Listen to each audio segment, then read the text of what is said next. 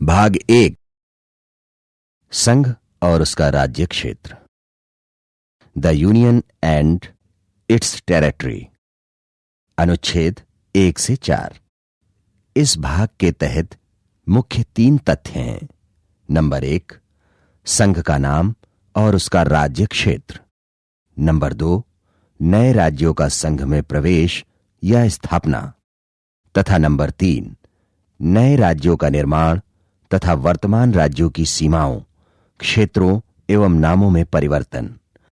आवश्यक है कि अब हम इनके विषय में कुछ विस्तार से जानकारी प्राप्त करें।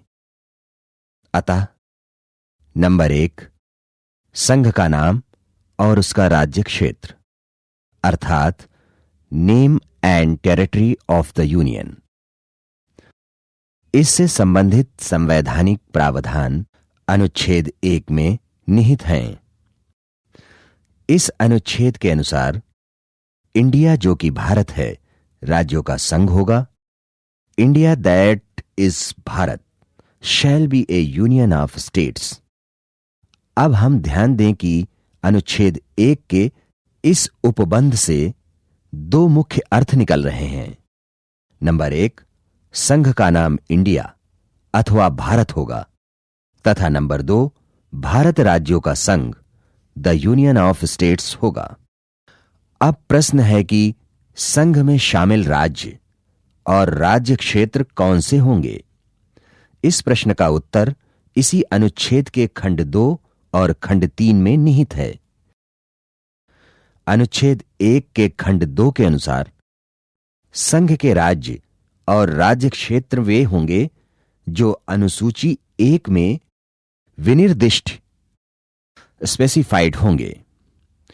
उल्लेखनीय है कि वर्तमान में इस सूची में 29 राज्य और 7 केंद्र शासित प्रदेश विनिर्दिष्ट हैं। अनुच्छेद 1 के खंड 3 में उपबंध किया गया है कि भारत के राज्य क्षेत्र में राज्यों के राज्य क्षेत्र ख पहली अनुसूची में विनिर्दिष्ट संघ राज्य क्षेत्र तथा ग ऐसे राज्य क्षेत्र जो अर्जित किए जाएं समाविष्ट होंगे। नंबर 2, नए राज्यों का प्रवेश या स्थापना, अर्थात एडमिशन और एस्टैब्लिशमेंट ऑफ न्यू स्टेट। इससे संबंधित प्रावधान अनुच्छेद 2 में है। इस अनुच्छेद के अनुसार संघ में नए राज्यों का प्रवेश या स्थापना करने की शक्ति संसद को प्राप्त है। संसद को यह अधिकार है कि वो विधि द्वारा या ऐसी शर्तों या निर्बंधनों पर जो वो ठीक समझे संघ में नए राज्यों को प्रवेश दे सकती है या उसकी स्थापना कर सकती है। इस प्रावधान के संदर्भ में 2 महत्वपूर्ण तथ्य उल्लेखनीय हैं। नंबर 1, भारत का संघीय स्वरूप अमेरिका के संघीय स्वरूप अर्थात फेडरल स्ट्रक्चर से भिन्न है।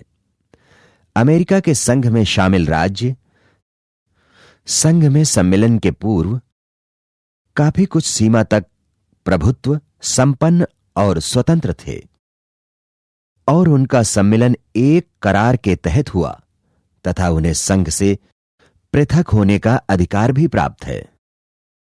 किंतु भारत संघ अर्थात द यूनियन ऑफ इंडिया स्वतंत्र राज्यों के बीच हुए करार का परिणाम नहीं है, न ही इन्हें संघ से पृथक होने की संवैधानिक स्वतंत्रता ही प्राप्त है। भारत संघ नए राज्यों के प्रवेश जिन्हें वो अर्जित करने के लिए पूर्ण स्वतंत्र है, उसे राज्यों की अनुमति की आवश्यकता नहीं है। उल्लेखनीय है कि भारत संघ किसी नए भूभाग को अर्पण, हस्तक्षेप, पराभव, अभिप्राप्ति के माध्यम से अर्जित कर सकता है। नंबर 2, संसद उक्त कार्यों को साधारण बहुमत से पारित विधि के माध्यम से कर सकती है।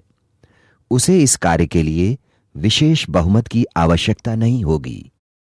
नंबर 3, नए राज्यों का निर्माण एवं वर्तमान राज्यों के क्षेत्र, सीमा एवं नामों में परिवर्तन अर्थात formation of new states and alternation of areas.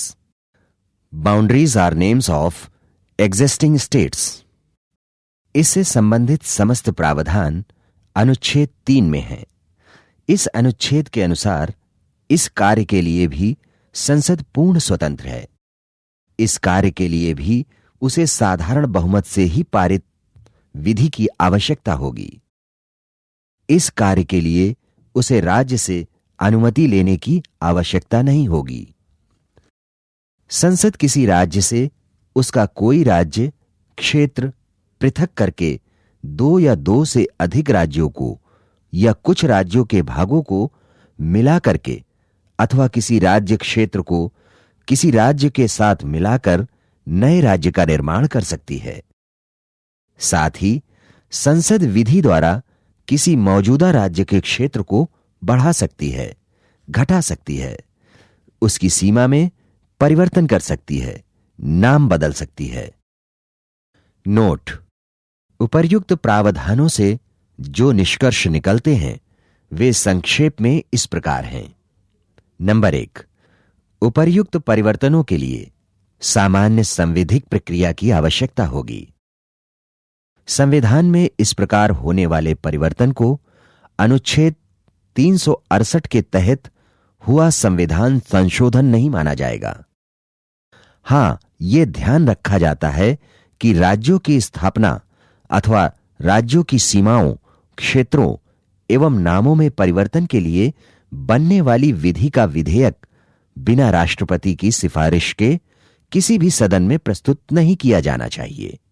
यह भी ध्यातव्य है कि राष्ट्रपति सिफारिश करने के पूर्व संबद्ध राज्य के विधानमंडल की सम्मति प्राप्त करता है।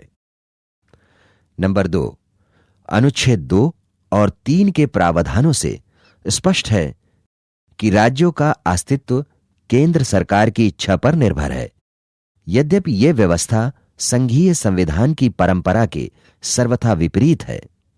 नंबर 3, अनुच्छेद 2 के तहत नए राज्यों की स्थापना नए राज्य क्षेत्र को अर्जित करके की जा सकती है, जबकि अनुच्छेद 3 के अंतर्गत नए राज्यों की स्थापना अथवा सृजन वर्तमान राज्यों के क्षेत्रों को मिलाकर की जा सकती है। सिक्किम का संयुक्तीकरण या समामेलन 36वें संविधान संशोधन अधिनियम 1975 द्वारा अनुच्छेद 2 के तहत हुआ, जबकि नवसृजित 3 राज्य छत्तीसगढ़, झारखंड एवं उत्तराखंड तथा नवीनतम राज्य तेलंगाना अनुच्छेद 3 के तहत अस्तित्व में आए।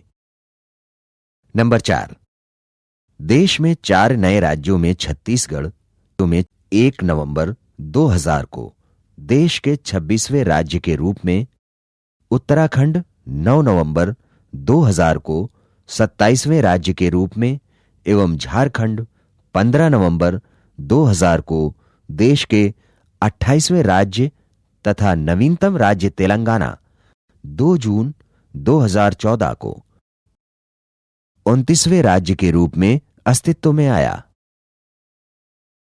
नंबर 5, परीक्षा में पूछे गए प्रश्न पर आधारित एक तथ्य यह है कि दादरा एवं नगर हवेली का भारत में समामेलन 11 अगस्त 1961 को, गोवा दमन द्वीप का समामेलन 18 दिसंबर 1961 को, पांडिचेरी का 7 जनवरी 1963 को तथा सिक्किम का समामेलन 16 मई 1975 को हुआ।